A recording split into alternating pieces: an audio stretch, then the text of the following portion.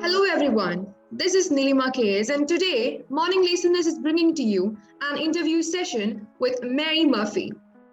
Morning Listeners is an online media magazine focusing on various articles, interviews on different matters concerning women. This magazine is specially dedicated to women. So let us welcome our interviewee. Hello, Mary. Hi, thanks for having me on your show, Nilima. Doing today? I'm doing well, thanks. How are you? I'm doing good too. Great. It's good to have you here. Thanks. It's my pleasure. So you're currently residing in US, right? I am. I live in San Francisco. So were you born, brought up there as well? Yeah, I grew up in California. I have lived abroad a little bit, so I do have something of a perspective beyond the United States, but I have lived here for most of my life. That's great. So you might be especially aware of all these places you might have visited when you were a small kid. Do you visit them nowadays too? Because of COVID, I have not been traveling much for the last year and a half or so, but I look forward to traveling more once, the pandemic's a little bit more under control and I feel a little bit more comfortable with air travel. That's actually a safe option because nowadays, because of the pandemic, people are limiting their travels and all, no? Including myself. It's been almost 2 years since I've gone to my home country. So, wow. Yeah. So what are your some of your favorite commitments or hobbies during your weekends? Well, I love hiking. I do yoga when I can. Most of the practice is my solo practice these days. I used to participate in community art classes and things like that. And of course, going out to dinner and seeing friends. But to be honest, I work on the weekends. So at least half of my spare time on the weekends is dedicated to seeing clients and working on my podcast. That's great. Being a sexuality coach is indeed a challenging. So how do you normally start your day? What pushes you every day to stay driven and focused? So I think there are two questions here. One is, how do I start my day and how do I stay driven and focused? Right. Yeah, I'll start with the first question. So I start my day I'm a proud dog parent, so I take my dog out first thing in the morning. And after he's taken care of, I sit and I meditate. And then I do a little bit of self-coaching. So I use the tools that I use with my clients on myself to help keep my mindset in check and to help keep my emotions in check. And my practice is to do this every morning, first thing before I begin my workday. And that really helps clear out my mental clutter so I can be focused and present with my clients. And what keeps me driven and focused is that I love my work. I find humans endlessly fascinating, and it's such an honor and a pleasure to be able to be of assistance to folks who are dealing with sometimes fairly challenging situations. Wow. So you also happen to be a dog parent. Yes. I am. I don't have any pets, but I would love to be one, someday. So, do you spend more time with your pet? I spend a fair amount of time with my pet, but we're not together every moment, of course. He's not a part of my coaching sessions. Yeah, that's true. So do you prefer to have your breakfast every day or do you skip them often? Breakfast. No, I eat breakfast. I'm a big believer in breakfast.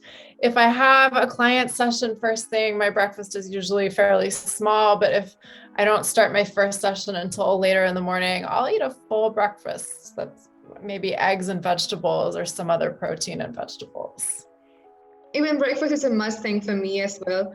Actually, now it's quite early over here. It's almost like 4 a.m. and I just Mm. had my oatmeal and came back. So I believe, breakfast is something really important. At least Yeah. the first meal of the day, right? Yes, breakfast is my first meal of the day. Thank you for getting up so early to talk with me. Oh my goodness. So, since you happen to be a relationship coach, how do you think a relationship could be rebuilt after a chaotic breakup?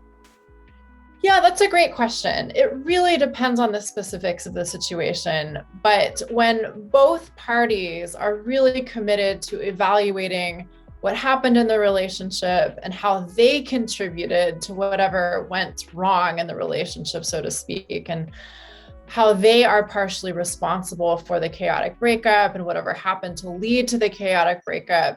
If both people are self-aware enough to take responsibility for themselves and their role in the situation, and both parties are really interested in creating something new and different moving forward, then all things are possible. Right. When people are really focused on the past and on blaming the other party for what went wrong in the relationship, then that's a much more challenging situation. So, being in present and understanding the priorities of the present would maybe help them to heal from that breakup. Don't you think so? Yeah, absolutely. I think being focused on the present is very important. I think being considerate of your partner and willing to listen to what they have to say, even if it isn't what you want to hear, is important. But also taking responsibility for your own emotional well-being is key. Thank you for that. So, if any of your close friends, one day come to your footstep asking for advice when they are facing a hard time in their relationship, how do you manage to help them out? Yeah, I mean, on the one hand, I don't coach without permission. So I don't treat my friends like I would treat a client. I listen, I care, I offer my support, but I don't get into coaching with them unless we specifically agree that we're going to enter into a coaching relationship. It's really important to me to maintain good professional boundaries. But I will tell you, in the past, one of the things that brought me to coaching was that so many of my friends came to me with their challenges about their relationship situations or other aspects of their lives. And so, part of what brought me to this professional role was recognizing that I had an interest in doing this unprofessionally. Oh, so were your friends the driving factor to choose this particular profession? No, there were so many factors that went into it. I, for whatever reasons, had an interest in sexuality and love and relationships from the time I was young. I started working as a peer sexual health educator when I was in high school. So when I was a teenager, I studied human sexuality and sociology when I was in college. I worked in international reproductive health education, and that's just the beginning. So there were so many aspects of my professional life that put me into contact with people and put me into the situation of talking to people about the intimate details of their sex lives and their love lives.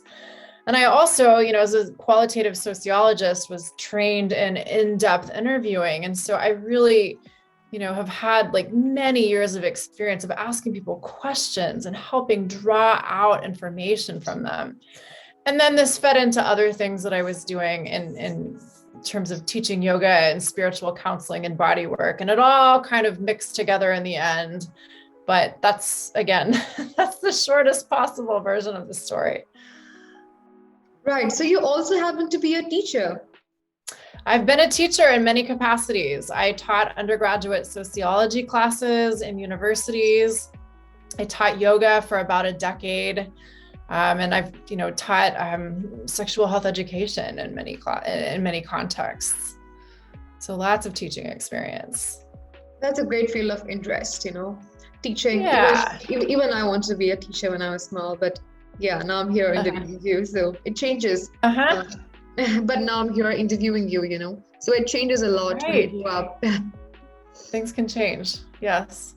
So, Yeah. what's the right way of approaching your life partner if one day you find that your partner has been in an extramarital relationship? What is your take on it? Yeah. So this can be a really challenging moment in life for a lot of people. And the first thing that, I advise clients if they come to me and they think their partner's been having an affair, but maybe they're sure, maybe they aren't sure. The first thing I advise them to do is to get really clear on how they feel and give themselves permission to digest their feelings on their own. Because so often when we're in the midst of intense emotion, we want to react. We want to react by doing something to someone else. And especially when we're hurt and angry and afraid, we want to scream at our partner and blame them for making us feel horribly. And maybe we want to throw all of their belongings out the window or serve them with divorce papers immediately. So the first thing we have to do is really just get in touch with ourselves and then decide deliberately and intentionally what we want to say to our partner.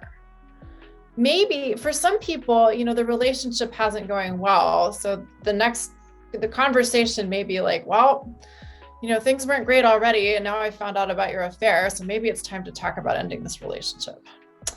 For other people, it may be a shock. They may have thought the relationship was just fine. And it may be a question of like, well, what does this mean? Do we have a future together? What do you want here?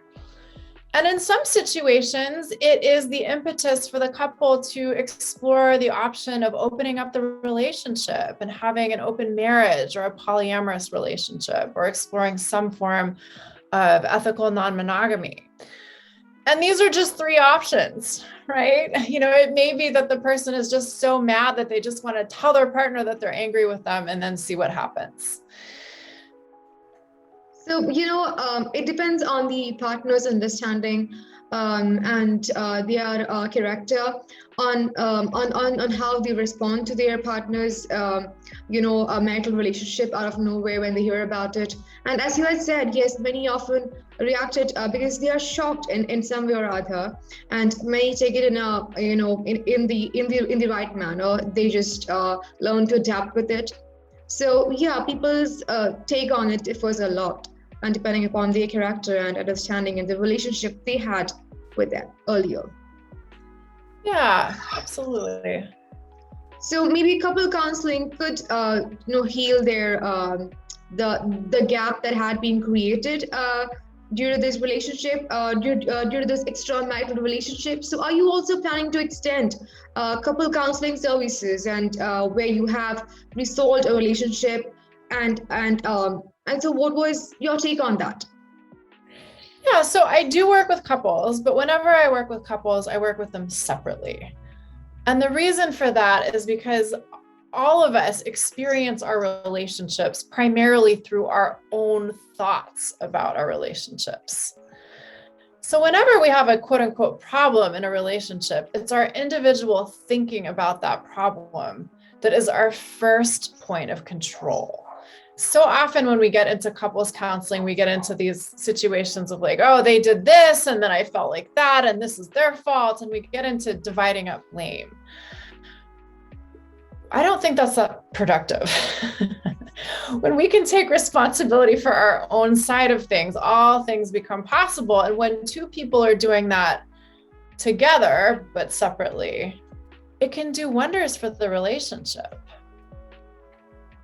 True. So when they are doing it alone or when they go for counseling services alone, you think it could make a difference in their relationship rather when they do it together? Some people have great results going to counseling together. So I don't want to say that that's the wrong choice for everybody.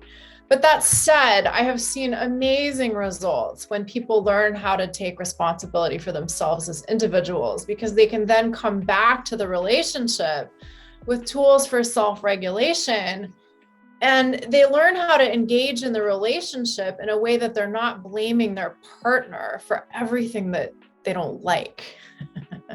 And that changes the dynamic incredibly. then two people are better positioned to enjoy each other, to learn how to listen to each other and understand each other, and address their differences in a totally different way. That was a beautiful message to approach breakup or say a relationship trauma, to go through that. That was a beautiful message. So, what is your perspective? Do you believe a lack of healthy sexual communication plays a huge role in the soaring divorce cases that's happening right now? Or is it something else? Well, I mean, there are many factors that contribute to divorce. I definitely think that, challenges around communicating about sexuality can certainly play a role in some cases.